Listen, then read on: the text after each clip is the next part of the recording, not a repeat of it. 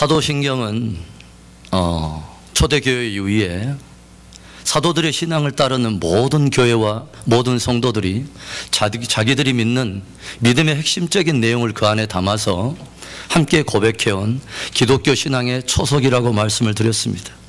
그래서 이 사도신경에 기록된 모든 내용 하나하나에 대해서 우리가 진실한 믿음으로 고백할 수 있어야 참된 교회요 온전한 성도라 할 수 있는 것입니다. 요한계시록 성경 가장 마지막 책의 마지막 장의 마지막 내용은 바로 예수 그리스도의 재림을 다루고 있습니다. 이것들을 기록하신 이가 가라사대, 이것들을 말씀하신 이가 가라사대, 내가 진실로 속히 오리라. 결국 역사는 이 끝을 향해서 계속 진행되어 왔다는 것이죠. 그리고 하나님께서는 이 마지막 사건을 중심으로 구속의 역사를 완성시키겠다고 하는 것이 바로 오늘 본문이 주고 있는 메시지 중에 하나입니다.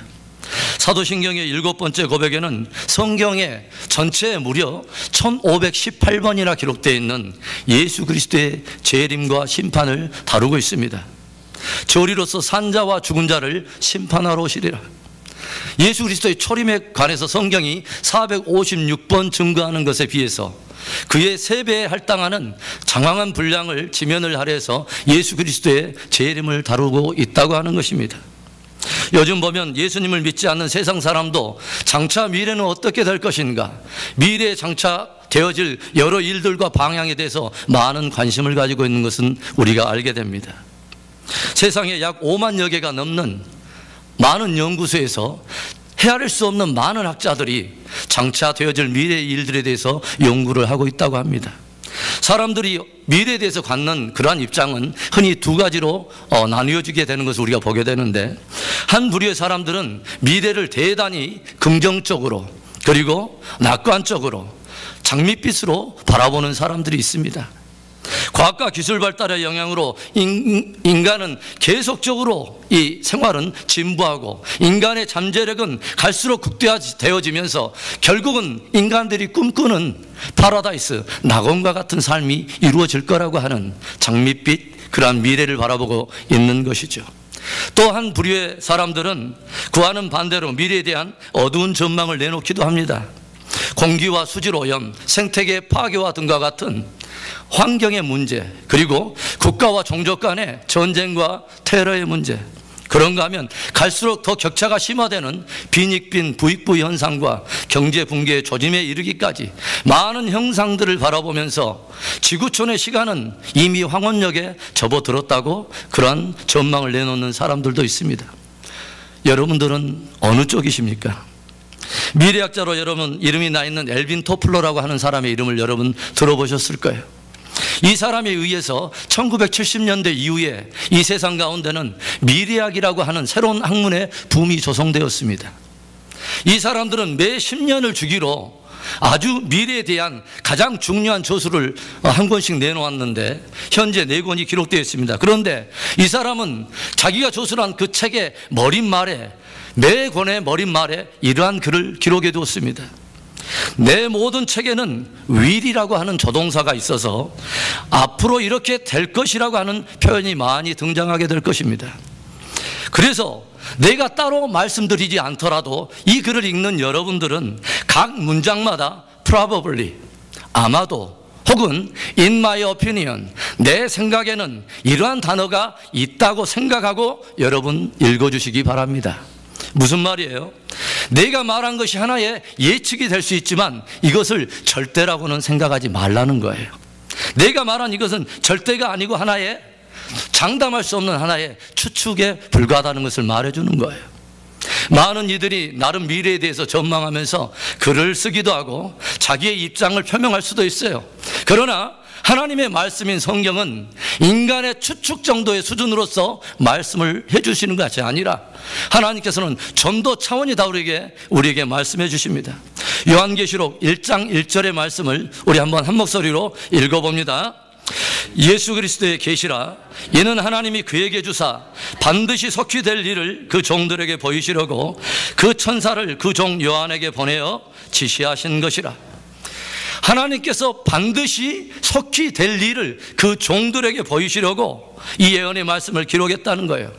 모든 인간의 역사의 과거와 현재와 미래를 아시고 그것을 성취해 가시는 하나님께서 이 사실을 모든 교회들에게, 모든 종들에게, 모든 성도들에게 들려주고 알기를 원해서 이 글을 글로 기록하여 우리에게 들려주고 있다고 하는 것입니다. 그래서 성경의 약속대로 초림이 이루어진 것처럼 동일한 성경의 약속대로 예수 그리스도는 반드시 오십니다. 할렐루야. 만일 사도들의 신앙을 우리가 따른다고 고백하면서도 우리들의 나타날, 끝에 나타날 우리 성도들의 가장 화려하고도 아름다운 완성의 그 영광을 우리가 놓치면서 그것을 기대하고 소망이 없이 살아간다면 그것은 온전한 성도, 온전한 교회라고 말할 수 없는 것입니다. 2000년 이상 이 땅에 존재해왔던 그리스도 예수를 믿는 참된 교회, 참된 성도들은 항상 어느 때든지 예수 그리스도의 재림을 기대하면서 갈망하면서 살았던 것을 우리는 잘 알게 됩니다. 우리 한번 내 믿음, 주님을 향한 간절한 내 믿음의 고백을 실어서 우리 한번 따라서 해보겠습니다. 아멘. 주 예수여 오시옵소서. 눈을 지그시 감고 하면 더욱더 주님의 입술에 딱 주님의 귀에 들리도록 다시 한번 아멘. 주 예수여 오시옵소서. 이 고백이 저와 여러분 안에 있는 진실한 삶의 소망이 될 뿐만 아니라 이 소망 때문에 오늘 우리의 현재의 믿음 생활에 승리할 수 있는 은혜가 저와 여러분 안에 있기를, 또 우리 교회 되기를 주의 이름으로 축원합니다. 그렇다면 사도신경의 7번째 고백, 저리로서 산 자와 죽은 자를 심판하러 오시리라, 이 말씀 안에 담겨있는 메시지는 무엇일까요? 저는 오늘 여러분과 함께 예수님께서 이 땅에 다시 오시는 재림의 두 가지 목적과 이 재림을 맞이하는 저와 여러분의 신앙의 자세와 모습에 대해서 함께 잠깐 나누려고 합니다. 예수님께서는 왜 다시 이 땅에 오실까요? 첫째로 예수님의 재림의 목적, 첫 번째는 세상을 심판하러 오시는 것입니다. 저리로서 산 자와 죽은 자를 심판하러 오시리라. 여기에서 여러분, 저리로서가 무슨 뜻이에요? 저리로서. 신앙 고백 6번째가 무엇이냐면, 하늘에 오르사 전능하신 하나님 우편에 앉아 계시다가 라는 우리가 고백을 했습니다. 저리로서란 말은 바로 하나님의 보좌 우편으로부터 라는 뜻이에요. 그래서 예수님께서 이 땅 가운데 오실 때 하늘에 오르사 전능하신 하나님 보좌 우편에 앉아 계신 주님께서 바로 그 보좌로부터 이 땅 가운데 오시게 되는데, 그 목적이 산자와 죽은 자를 심판하러 오신다는 거예요. 여기에서 산자와 죽은 자란 누구를 말하는 거예요? 예수님께서 다시 이 땅 가운데 오실 때는 살아서 주님을 맞이하는 사람도 있을 것이고, 그때 당시에 죽어있는 사람도 있게 될 거예요. 그런데 산자 가운데서도 예수님을 믿고 사는 사람도 있을 것이고, 예수님을 믿지 않고 살아있는 사람들도 있을 것입니다. 죽은 자들도 마찬가지로 예수 그리스도를 믿고 죽은 사람들도 있을 것이고, 믿지 않고 죽은 사람들도 분명히 있겠죠. 그래서 결국 산자와 죽은 자를 심판하시리라 라는 말씀은 한 사람도 열애가 없이 모든 사람들을 심판하러 오시겠다는 거예요. 우리가 성경에 이와 관련된 무수한 말씀들이 있겠지만 한 구절만 우리 함께 읽기를 원하는데, 사도행전 17장 30절과 31절의 말씀을 우리 한번 읽습니다. 천천히 시작. 알지 못하던 시대에는 하나님이 허물지 아니하셨거니와 이제는 어디든지 사람을 다 명하사 회개하라 하셨으니, 이는 정하신 사람으로 하여금 천하를 공의로 심판할 날을 작정하시고 이에 저를 죽은 자 가운데서 다시 살리신 것으로 모든 사람에게 믿을 만한 증거를 주셨음이니라 하니라. 아멘. 하나님께서 모든 세대 사람들에게 다 회개하라고 명하시는데 그 이유가 무엇이냐? 바로 정하신 사람으로 하여금 천하의 모든 사람들을 공의로 심판할 날을 작정하셨기 때문이라는 거예요. 그러면 여기서 정하신 사람이란 누구일까요?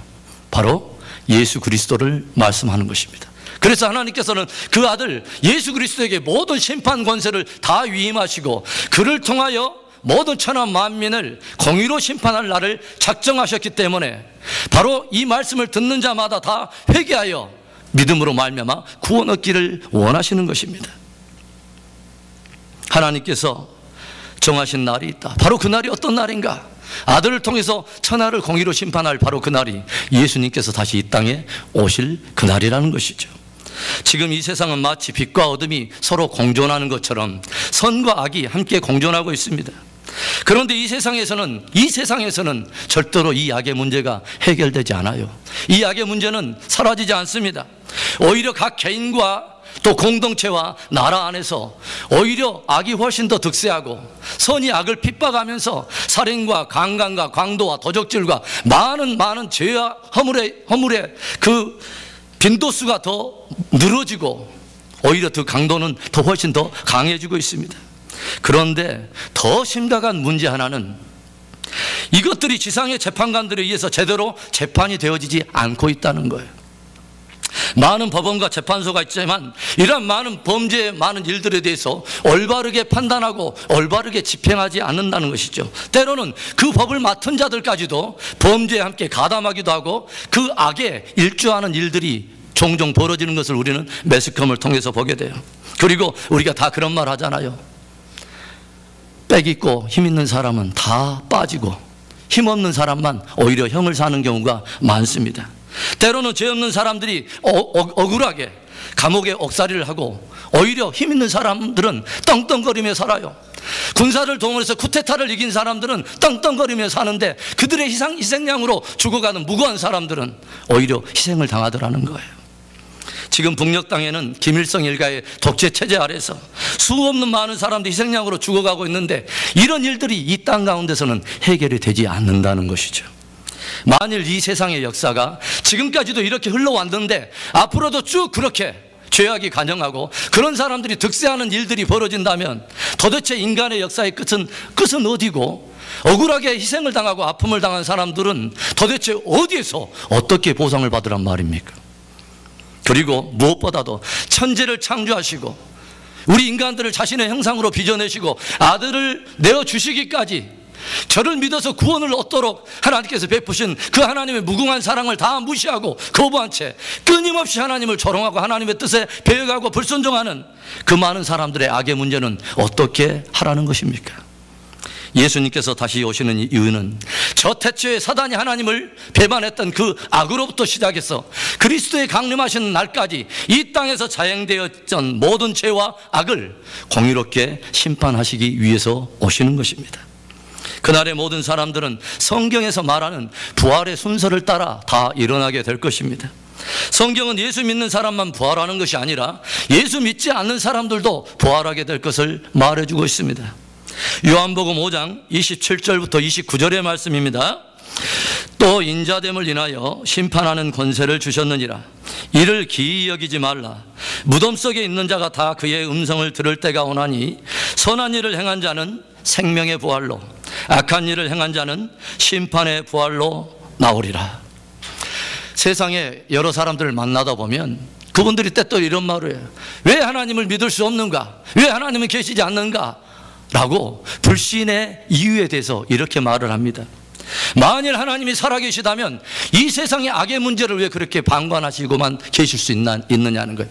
공의의 하나님이고 거룩의 하나님이고 악을 용납하실 수 없는 그 하나님이 계시다면 즉시 하나님께서 개입해 주셔서 이 문제를 왜 풀어가지 않느냐 하는 거예요.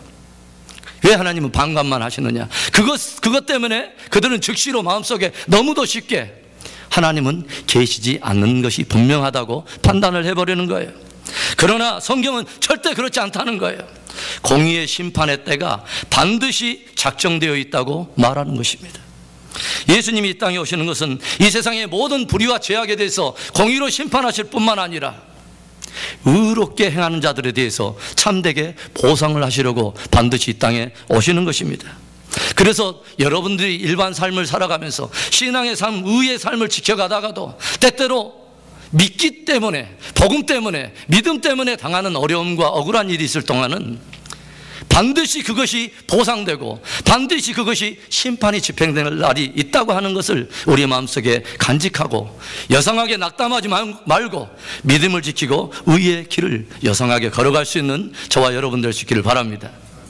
주님이 오실 날에는 각 사람이 행한 그대로 판단하시고 갚으심으로 정말 하나님의 공의의 심판을 받는 그 죄인조차도 그 입으로 과연 하나님의 심판은 공의로우십니다 라고 인정할 수밖에 없는 그런 공의의 심판을 집행하시는 것입니다.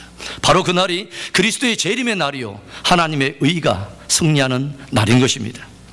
그리스도께서 다시 오시는 그날에는 사단과 그의 모든 계계들과 세상의 모든 악을 심판하시고 갚으셔서 더 이상 이 땅에는 이제는 악이 존재하지 않는 놀라운 영광의 순간이 우리에게 다가오는 것이죠. 그래서 주를 바라보며 의를 행하는 사람, 깨어 믿음을 지키는 사람들에게는 바로 그날이 최고의 소망의 날이 되는 것입니다. 아, 정말 그날은 오는구나. 모든 불의가 심판을 받고 죄악이 하나님 앞에 굴복하고 하나님의 공의가 승리하는 날이 오는구나. 내가 믿음의 경주를 지키고 깨어 의를 행했더니 하나님께서 내게 믿음의 경주를 당한 우리들에게 생명의 면류관을 주시는 날이 과연 오고야 마는구나. 그래서 믿는 저와 여러분들에게 최고의 소망의 날은 예수님께서 다시 오시는 재림의 날인 것을 믿습니다. 다시 한번 우리 옆에 분들에게 눈을 부릅뜨고 소망에 가득 막 눈에 튀어나올 정도로 우리 한번 크게 인사할 때 주님이 다시 오십니다. 시작. 할렐루야. 예수님께서 이 땅에 오시는 이유는 세상을 공의로 심판하시기 위해서 오시는 거예요. 또 다른 목적 하나, 두 번째는 구원을 완성하러 오시는 거예요. 항상 성경에서 믿지 않는 세상을 향한 심판은 동시에 믿는 자녀들에게는 항상 구원의 의미가 있었다는 것을 여러분은 잘 아실 거예요. 하나님께서 애굽을 10가지 재앙으로 계속 치심으로 인해서 애굽에 대해서 심판을 하셨던 것은 그 심판을 통해서 동시에 무엇이 이루어졌냐면 하나님의 백성 이스라엘에게는 그것이 곧 구원이요 해방의 의미가 있었다는 것을 우리는 잘 알게 되는 것이죠. 그처럼 예수님께서 다시 오시는 그날은 공의로 세상을 심판하는 날이요 믿는 우리들에게는 구원의 완성이 이루어지는 날인 것입니다. 이미 예수님께서 2000년 전에 이 땅에 오셔서 십자가에 자기를 내어주심으로 인해서 믿는 우리들 안에서 모든 죄의 세력을 다 멸하시고 죄의 형벌을 다 감당해 내셨습니다. 그런데 육체를 입고 이 땅에 우리가 존재하는 이 순간에는 여전히 옛사람의 쓴뿌리의 영향력으로 죄에 대한 그 정욕의 영향으로 인해서 우리는 때때로 우리의 약한 모습 때문에 넘어질 수밖에 없잖아요.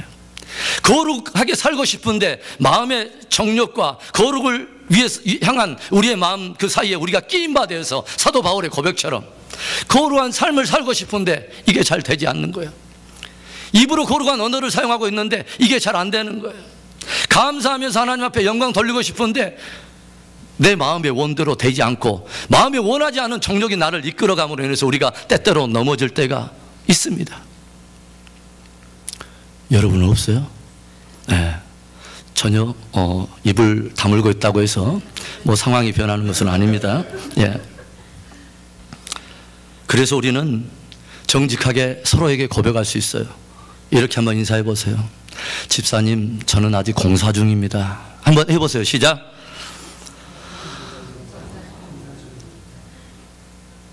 그 공사 중에 가보면 그런 표지판이 있어요. 공사 중에 통행에 불편을 드려서 죄송합니다. 전라도 버전으로 하면 댕기는데 옹삭시럽게서 어쩌게라. 주님께서 오시는 그날에 저와 여러분의 구원은 완성이 되는 거예요.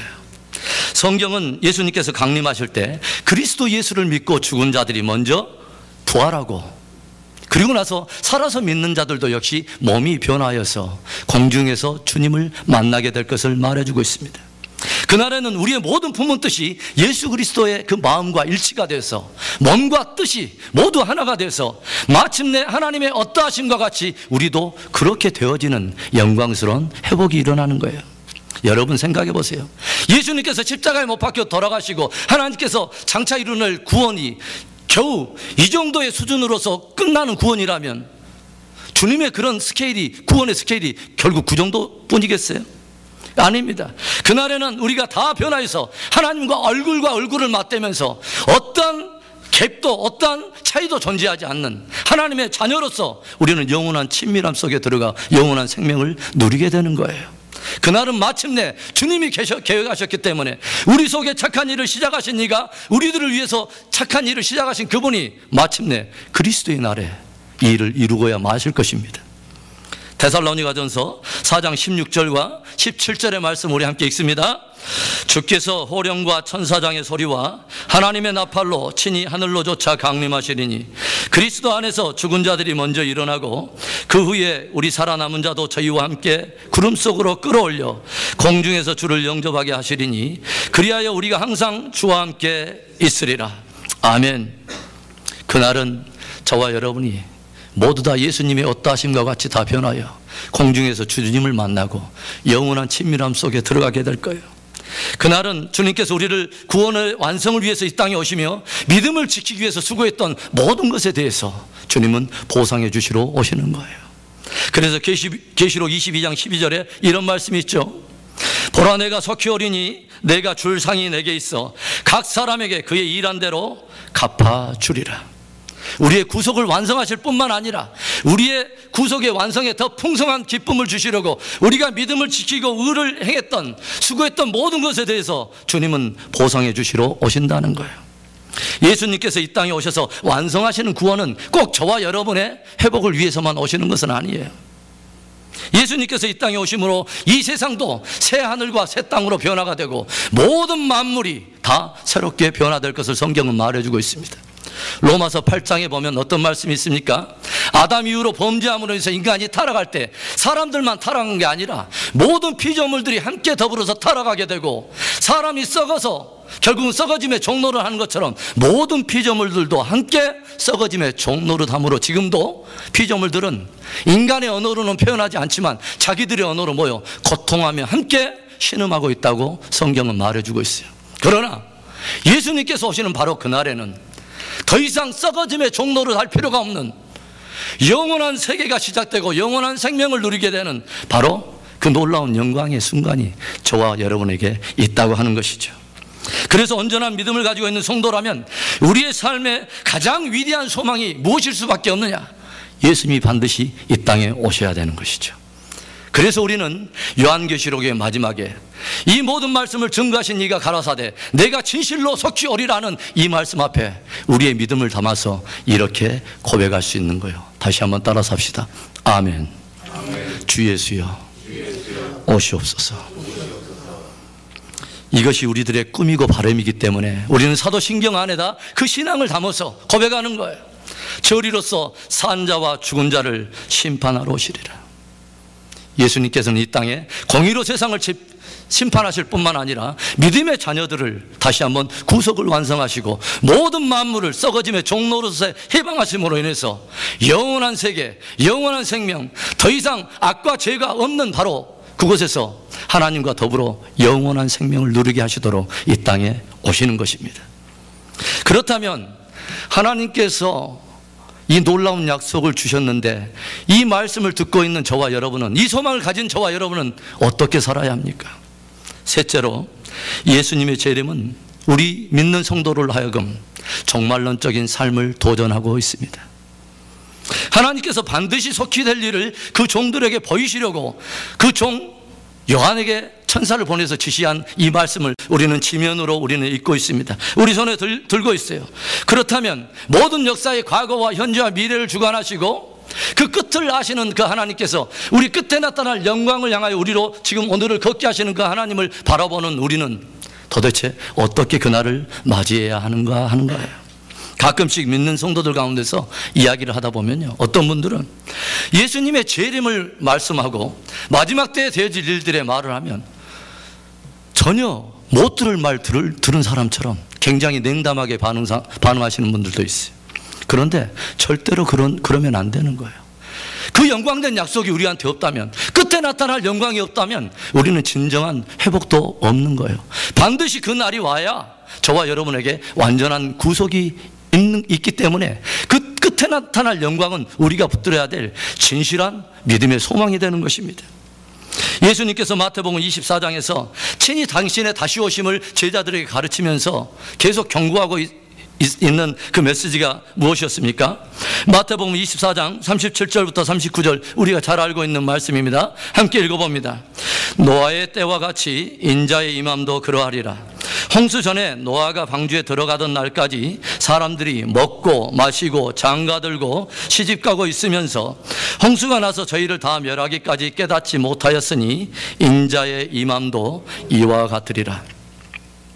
저와 여러분은 아직 예수님을 만나지 못했습니다. 예수님의 재림을 아직 우리는 영접하지 못했지만 그때가 어떠한 때일까라고 하는 것을 가늠해 볼 수 있는 중요한 힌트가 어디에 있느냐면 바로 창세기에 온 인류로 하여금 경고하셨고 그 경고를 통해서 방주로 예비했던 한 가족을 구속해내시고 그것을 무시했던 모든 세상을 심판하셨던 바로 그 사건을 우리가 바라보면 마지막 때에 나타날 인자의 임함도 우리도 가늠해 볼 수 있다고 주님은 지금 말씀하시는 거예요. 성경이 무엇을 기록하고 있습니까? 하나님의 경고하심을 받고 그것을 믿음으로 받고 그의 가족들과 함께 믿음의 방주를 짓고 그 문이 닫히던 순간까지 믿음의 사람들은 방주를 짓고 믿음을 준비했지만 그것을 무시하고 더딘 믿음으로 오히려 그것을 무시했던 많은 사람들은 아무런 준비 없이 그날을 맞이하게 되었다는 것을 말해주는 거예요. 그래서 이 모든 말씀을 종말의 징조 속에 담아서 제자들에게 말씀하고 있는 예수님이 이 말씀을 듣고 있는 제자들에게도 이러한 말씀을 들려주십니다. 44절 24장 44절에 이러므로 너희도 예비하고 있으라. 생각지 않은 때에 인자가 오시리라. 예수님의 재림과 관련해서 특별히 저와 여러분은 두 가지의 양극단을 경계할 필요가 있어요. 하나는 지나치게 무딘 마음이에요. 분명히 주님께서는 말씀하시고 우리가 알아야 하겠기에 마지막 끝에 나타날 영광을 다 말씀해 주셨는데 어리석은 다섯 처녀처럼 무딘 마음으로 살다가 주님을 맞는 거예요. 세상의 물질주의와 향락주의에 지나치게 빠짐으로 인해서 주님이 와서 악을 정복하고 만물을 새롭게 하시겠다고 했는데 주님 왜 굳이 바꾸려고 하세요? 딱 내 체질에 맞는데 주님 다시 한번 심기일전하시고 다시 한번 정확히 한번 고려해 주시죠. 이 세상보다 더 좋은 세상이 어디 있겠느냐. 그런가 하면 또 다른 하나의 극단, 피해야 될 극단 하나는 지나친 징조주의와 시한부 종말론 쪽으로 가는 극단 종말주의의 신앙도 우리가 역시 피해야 할 중에 하나예요. 분명히 주님께서는 마지막 시대와 관련해서 주님의 재림과 관련된 의미 있는 징조들에 대해서 우리에게 가르쳐 주십니다. 그러나 지나치게 징조만 추구한다거나 시한부 종말론에 빠져서 때와 기한을 너무 추측하는 그 오류에 빠지는 그런 신앙은 좋지 않다는 거예요. 우리가 잘 알다시피 1992년 10월 28일에 얼마나 많은 사람들이 미혹을 받아서 그날 자정까지 온 그 한국의 TV가 매스 미디어가 그들의 모습을 취재하고 온 국민들 앞에서 기독교 신앙의 한 부분에 치부를 드러냈던 적이 그렇게 있지 않았습니까? 또 그 일은 최근에 이 미국에서도 있었습니다.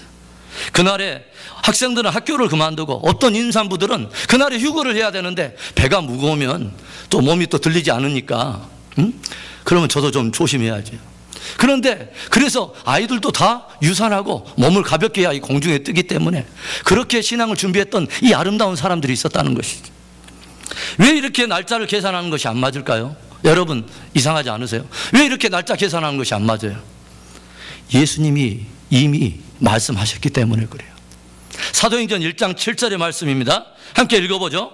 가라사대 때와 기한은 아버지께서 자기의 권한에 두셨으니 너희의 알 바 아니요.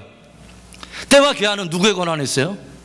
아버지의 권한에 있으니 너희의 알 바 아닌데 하나님의 권한에 있는 것을 기필코 하나님의 품속에 들어가서 날짜를 정확히 찝어내는 굉장한 사람들이 있습니다. 우리는 그들을 어떻게 부릅니까? 이상한 사람들이라고 불러요. 사람들은 계속 그 날짜를 맞추려고 해요.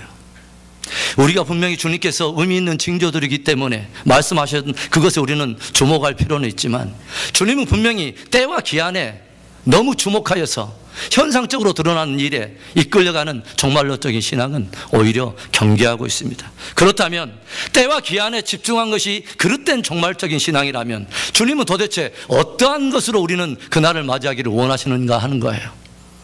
때와 기한은 아버지의 권한에 있으니 너희의 알 바 아니요 라고 말했던 주님은 이어서 1장 8절에 아주 중요한 메시지를 우리에게 도전하시는 것이죠. 말씀 읽습니다. 오직 성령이 너희에게 임하시면 너희가 권능을 받고 예루살렘과 온 유대와 사마리아와 땅끝까지 이르러 내 증인이 되리라 하시니라. 아멘. 주님 오시는 날까지 저는 애원할 수 있어요. 갈수록 기근과 처처에 여러 질병이 창궐하고 더욱더 그 강도가 빈번해질 거예요. 그리고 각종 이단과 거짓 선지자들이 판을 치고 창세 이래로 없는 많은 엄청난 일들이 역사의 수면 위에 현상으로 드러날 거예요. 그러나 주님은 교회와 성도들이 그런 현상에 두려워하거나 그런 현상에 끌려다는 신앙이 아니라 가장 본질적인 사명에 오히려 우리에게 집중하도록 도전하신다는 거예요. 주님께서는 교회와 성도들이 집중해야 될 바로 그 종말론적인 신앙이란 무엇이냐? 바로 복음을 증거하는 것, 증인의 삶을 살아내는 것, 선교적인 삶을 살아내는 것이 바로 진정으로 그날을 소망하고 기대하는 참된 성도의 본분인 것을 말해주고 있습니다. 이 천국 복음이 모든 족속에게 증거될 터인데 그때야 내가 오리라 주님은 말씀하십니다. 즉 주님은 주님의 재림과 선교를 함께 연결시키고 있다고 하는 거예요. 그래서 주님이 연결시키고 있다면 주님의 재림을 갈망하는 저와 여러분에게는 하나의 도전이 있는 거예요. 뭐요? 주님이 나에게 맡겨주신 가장 본질적인 교회와 성도의 사명인 바로 영혼 구원하는 것, 증인의 삶을 살아내는 것이 저와 여러분이 주님을 맞이해야 될 올바른 비전의 삶인 것을 믿습니다. 많은 징조들도 드러날 거예요. 현재 GBT 성경 번역에 의하면 2050년까지 이제 지구촌에 더 이상 어떤 종족도 남지 않고 모든 각 족속의 대부분의 언어로 성경 번역이 마치고 대부분 종족에게 성경이 번역될 것으로 예측을 하고 있습니다. 그래서 진실로 우리가 주님의 다시 오심을 기대하고 소망하는 성도라면 우리가 언제 주님이 오실 것인가, 과연 우리는 주님을 맞이할 것인가 하는 질문보다도 훨씬 더 우리가 깊이 생각해야 할 것은 나는 무엇을 하다가 주님을 맞이할 것인가 하는 바로 그 문제죠. 우리가 주님을 맞이하는 것은 시한부 종말론처럼 모든 것 다 팽개치고 그렇게 주님을 맞는 것도 아니에요. 그렇다고 해서 그것에 대해서 무딘 마음으로 아무런 준비 없이 맞이하는 것도 성도의 올바른 자세는 아니에요. 왜냐하면 저와 여러분이 주님 앞에 평가를 받는 것은 주님 바로 재림 직전에 반짝 충성으로 그 시간 동안에 충성한 것을 가지고 주님 앞에 사는 게 아니라 예수 그리스도를 믿고 난 후에 우리가 주님을 사랑하는 마음으로 주님과 동행하며 살았던 매일매일의 일상의 삶을 가지고 주님 앞에 나가기 때문에, 그래서 참된 종말론적인 신앙이란 바로 오늘의 신앙인 것입니다. 오늘의 내 삶의 자리가 바로 주님을 향한 마라나타, 주여 오시옵소서 고백해야 될 바로 그 고백의 장소가 되는 것입니다. 이제 모든 성경의 예언이 대부분 성취가 되고 저와 여러분에게는 성경에 기록되어 있는 마지막 예언 하나가 남아 있습니다. 바로 예수님께서 이 땅에 다시 오시는 것입니다. 예수님이 다시 오시는 날은, 신랑이 다시 오는 날은 신부에게 있어서는 가슴 벅찬 날이에요. 기쁜 날이에요. 영광의 날이에요. 얼마나 놀라운 날입니까? 그날은 마침내 오고야 말 거예요. 그리고 그날은 와서 주님께서 모든 사람들로 하여금 하나님께서 그를 통해서 작정해둔 바로 그날에 오셔서 공의로 세상을 심판하시고 믿는 우리들에게는 구원을 완성하셔서 그분과 함께 영원토록 친밀한 가운데 거하는 영원한 생명을 누리게 할 것입니다. 이 소망을 가진 자마다 다시 한번 우리가 주님 앞에 종말론적인 삶을, 그 신앙을 고백하며 아멘 주 예수여 오시옵소서 이것을 고백할 수 있는 사람마다 주님이 마지막 불타가신 영혼을 구원하고 다시 한번 선교지를 품고 우리 교회에 명령하신 그 명령, 가장 본질적인 명령에 저와 여러분이 순종하다가 주님 앞에 칭찬 듣는 저와 여러분 될 수 있기를 다시 한번 주님의 이름으로 축원합니다. 기도하겠습니다.